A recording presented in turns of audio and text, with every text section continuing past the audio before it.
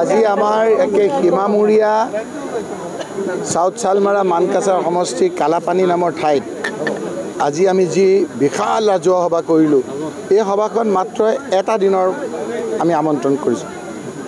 যোৱা পৰহি দুপৰীয়া ফোন যোগে মই ইয়াৰ কৰ্মকৰ্তাসকলক কৈছিলোঁ যে এখন সভা কৰিব লাগে, কৰ্মীসকলক লগ পাম। তেওঁলোকে ক'লে যে কৰ্মী নহয়, আমি আমাৰ অকণমান জিলা পৰিষদৰ ভিত্তিত আমি এখন সভা কৰিম। আপুনি মঞ্চ কৰাৰো আমি সময় নাপালোঁ, কিন্তু দেখিলে আপোনালোকে হাজাৰ হাজাৰ মানুহ আহি ইয়াত উপস্থিত হৈছে। তাৰ মানে এইটোৱে বুজাইছে যে হিমন্ত বিশ্ব শৰ্মাৰ অত্যাচাৰত মানুহ থাকিব নোৱাৰা এটা অৱস্থা হৈছে। মানুহৰ বয় বস্তুৰ দামে মানুহক একেবাৰে আগুৰি ধৰিছে।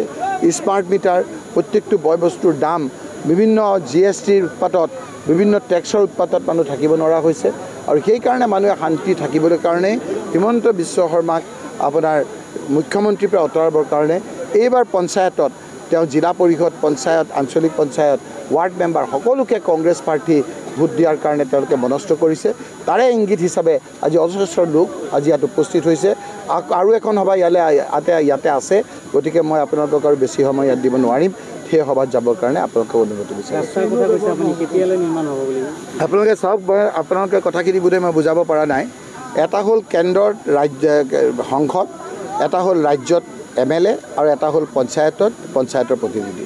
মই ইয়াৰ পৰা জিকি পেলাই গৈয়ে আপোনাৰ গৰাখহনীয়া সমস্যা সমাধানৰ কথা কৈছোঁ, যে সমস্যাটো ৰাজ্য চৰকাৰৰ আওতাত নাই।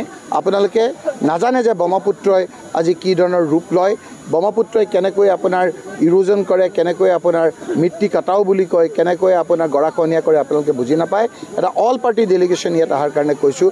সেইকাৰণে মোক সুধিছিল নতুন MP হিচাপে যে আপুনি ষ্টেণ্ডিং কমিটিৰ কোনখনত থাকিব।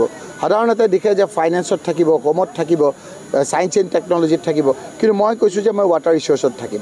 আৰু ৰাহুল গান্ধী ডাঙৰীয়াই মোক ৱাটাৰ ৰিচোৰ্চত থকাৰ অনুমতি দিছে। আৰু ৱাটাৰ ৰিচোৰ্চৰ ষ্টেণ্ডিং কমিটিটো মই ব্ৰহ্মপুত্ৰ বৰ্ডৰ পৰা আৰম্ভ কৰি বিভিন্ন কথাৰে এই সমস্যা সমাধান কৰিবৰ কাৰণে কৈছোঁ।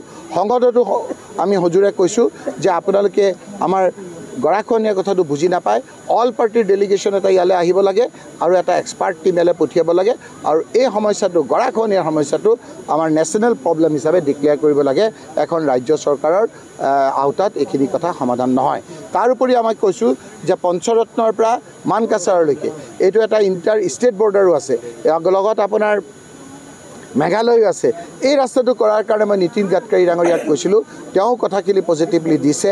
ইয়াত এটা পৰ্ট কৰাৰ কথা কৈছিলোঁ, জাহাজ ঘাট কৰাৰ কথা কৈছিলোঁ, যাতে দুখন দেশৰ মাজত জাহাজ ঘাটটো খুলিলে আমাৰ ইয়াৰ পৰা জাহাজেৰে আমি কলিকতালৈও বহু বয় বস্তু নিব পাৰিম। ইয়াৰ গোটেই জীৱন ধাৰণৰ লগতে গোটেই ৰাজ্যখনৰ আমাৰ যথেষ্ট উপকৃত হ'ব। সেই কথা বতৰাবিলাক আজি কাগজ পত্ৰ সৈতে আহি ৰাইজৰ ওচৰত মই শ্বেয়াৰ কৰিছোঁ, দেখুৱাইছোঁ। আৰু আপোনালোকেও নিশ্চয় গম পাইছে যে সংসদত প্ৰশ্ন উত্তৰ কালত 377 আপোনাৰ মাধ্যমত আৰু আপোনাৰ 0R মাধ্যমত আৰু মই বিভিন্ন আপোনাৰ সুযোগেৰে কিখিনি কথা প্ৰশ্ন উত্থাপন কৰি কেনেধৰণৰ উত্তৰ পাইছোঁ সেই কথাখিনি আজি আপোনালোকৰ যোগেদি ৰাইজক জনাইছোঁ। এইটো মই যদি চৰকাৰ থাকোঁ, মই কাম কৰোঁ, মই চিম্বল বিচাৰিমহে। হিমন্ত বিশ্ব শৰ্মা ডাঙৰীয়াই গম পাইছে যে তেওঁ ইমান বেয়া কাম কৰিছে যে ৰাইজে তেওঁক বেয়া পাইছে, আৰু সেইকাৰণে চিম্বলটোকে তেওঁ দিব বিচৰা নাই। আজি তেওঁৰ পদুম ফুলটো দেখিলে ৰাইজে ভোট নিদিব। আৰু যেতিয়া উজনি অসমত দেখিছে মৰাণ মটক মানুহখিনিয়ে তেওঁক বেয়া পাইছে, গৌৰৱ গগৈ ইলেকশ্যনৰ সময়ত দেখিলে আহোম সম্প্ৰদায়ৰ লোকখিনিয়ে বেয়া পাইছে, চুতীয়া সম্প্ৰদায়ৰ লোকসকলে বেয়া পাইছে, আপোনাৰ কোচ ৰাজবংশী লোকসকলে বেয়া পাইছে, আপোনাৰ বঙালী হিন্দু মানুহখিনিয়ে বেয়া পাইছে। এতিয়া তেওঁক মিয়াৰ ভোট লগা হৈছে। আগতে মিয়াৰ ভোট নালাগে বুলি কৈছিল। এইকাৰণে মিয়াৰ ভোট নালাগে বুলি কৈছিলে যে তেওঁ গম পাইছিল, তেওঁ যুঁজিছিল। সুপ্ৰিম কোৰ্টে 51 ভিত্তিবছৰ কৰিব বুলি ভাবিছিল, কিন্তু আমি লাগি ৰাহুল গান্ধী ডাঙৰীয়াই বিভিন্ন এই ক্ষেত্ৰত আমাক উকিল আদি ধৰাৰ ক্ষেত্ৰত সহায় কৰি দিয়াৰ ফলত আমি যুক্তি সহকাৰে এই কথাবিলাক উপস্থাপন কৰাৰ পৰিপ্ৰেক্ষিতত জমিয়ত উলামা হিন্দ, আমছু আদি আৰু বিভিন্ন সংগঠনে এই সুপ্ৰিম কোৰ্টত যুঁজাৰ ফলশ্ৰুতিত 71 ভিত্তিবছৰ যেতিয়া হ'ল, মুখ্যমন্ত্ৰীৰ সেই প্ৰচেষ্টা যেতিয়া ব্যৰ্থ হ'ল, যেতিয়া ভাবিছিল যে মিয়াৰ ভোট নাথাকেই, যেতিয়া মিয়াৰ ভোট আমাক নালাগে, এতিয়া আকৌ যেতিয়া মিয়াৰ ভোট থকা হ'ল, এতিয়া বাকী সম্প্ৰদায়বিলাকে তেওঁক যেতিয়া বাদ দিছে, এতিয়া মিয়াৰ ওচৰত আহি অস্ত্ৰংগ প্ৰণাম কৰি মিয়াৰ ভোট লগা হৈছে। ৰাইজে কিন্তু সেই কথাখিনি বুজি পাইছে।